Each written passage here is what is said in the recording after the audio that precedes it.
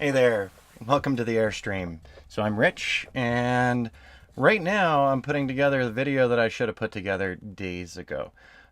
It's not as relevant, well, part of the video is not as relevant, but we'll still talk about that. So I've had a lot of people say over the years, hey man, you're absolutely living the dream, full-time RVing, working from the RV. And that's correct often.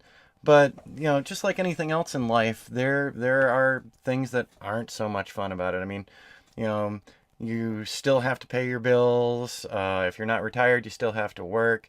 And, there are things that go beyond just the really cool travel and doing photography in new and unique places that a lot of people haven't seen. So we're gonna talk about that today. But before we go down that rabbit hole, what I've got up on screen right now, I've been playing with some 360 360 photography with the DJI Mavic, which has been a lot of fun.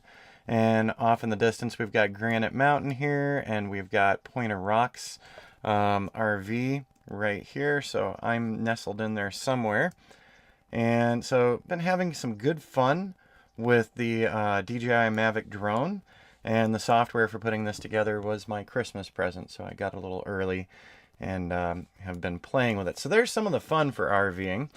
And now let's talk about, so there are a few least favorite things, including part of overwintering, and we'll talk about that in just a bit. But one of the things I really miss about having a house is it's got to be the washer and dryer and privacy. So, back in New Hampshire, I could run down to our laundry room, throw things in the wash, take them out, throw them in the dryer, and not have to worry about if anyone messes with your stuff. Full-time RVing, unless you've got one of the big Class A's, most likely you're using laundromats in town or RV park laundromats.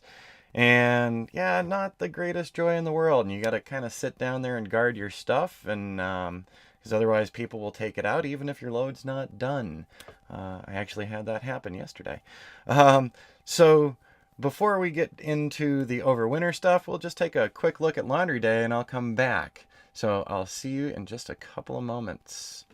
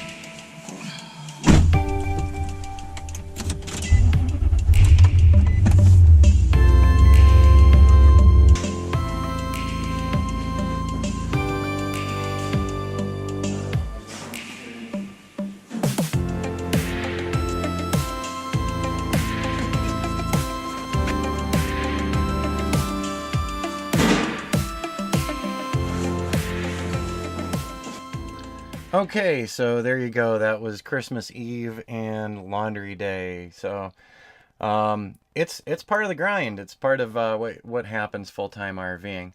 Now, so let's talk about the title of this video. It was for overwintering in an RV. So 25-foot 2004 Airstream. I don't have heated floors. I don't have the ducting. I missed that. And if I had gotten my Airstream a couple of years later, there'd be a couple of differences. Bottom line, though, let me step away from the camera here. Really put simply, and you probably can't see all of me, so when it gets really cold, and we turn the heat on, and we can even get the thermostat up to 80 here, and so that's awesome. It'll be 80 degrees in the air, but from about here on down, so from my waist on down, things are still really cold. And by really cold, I mean, so we've got the heat running and we can put it 70 or 80 degrees. And from my midsection up, I'm sweating. And it's too hot in here.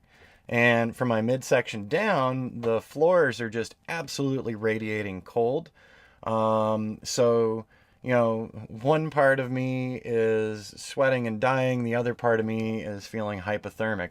So, the number one solution to that for overwintering is take the Airstream and go somewhere warmer. And I've given that advice to people over the years, and I need to take that advice myself. I had been stuck up in the Prescott area. I was waiting on finishing out some medical tests, which are now done. So I am now thinking about where to go in the next couple of weeks and what places are warmer. So I've already been looking south. And right now it's really nice. Today's Christmas Day, and we're supposed to see like 65.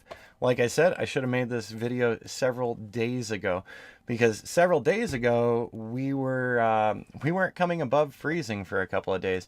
So we actually had a 16-degree night or 18-degree night, and that was cold. And you can bundle up when you're in bed. It's okay if you've got enough heat in here. Like I said, though, from the floors up to your waist, you're cold. So yeah, we're thinking about moving the Airstream really soon. The other thing with the cold weather, if you are overwintering somewhere and you're hitting the cold weather, one of the big things is your tanks. So we've got our freshwater tank, we've got our gray water tank, and we've got the black water tank, of course. Let me tell you, when it goes below 30, when we get into the 20s, my tanks aren't freezing up, so that's cool. But the handles to my black water and my gray water, oftentimes those suckers are going to freeze into place. So what does that mean? If you've got an extended stint of really cold weather, you're not flushing your gray water tank. You're not flushing your black water tank. You're kind of stuck. So last year we actually at one point wrapped heat tape around the PVC piping, but the heat tape got a little too hot and it can actually melt things. So that's a really big pet peeve, and I'd wanted to talk about it days ago because I wanted to hold up my iPhone and say, okay, 28 degrees for the high, and those tanks weren't flushing. Fortunately, for our Christmas present here, we got some warmer weather, so we're still dipping down to freezing at night, but running all the way up to the 60s during the day isn't that bad. But so there you go. So full-time RVing is it's an interesting lifestyle, and if you've got the right mindset, you'll probably have some fun with it. Just remember, it is not all sunshine and lollipops, and there are always things that crop up like anything else in life. So, with that in mind, if you're going to go out and start full-time RVing, take the advice that I should be taking myself. Make sure you go somewhere warmer. So, I'll see you down the road, and hopefully the next time that you see me on here, I'll be somewhere warmer.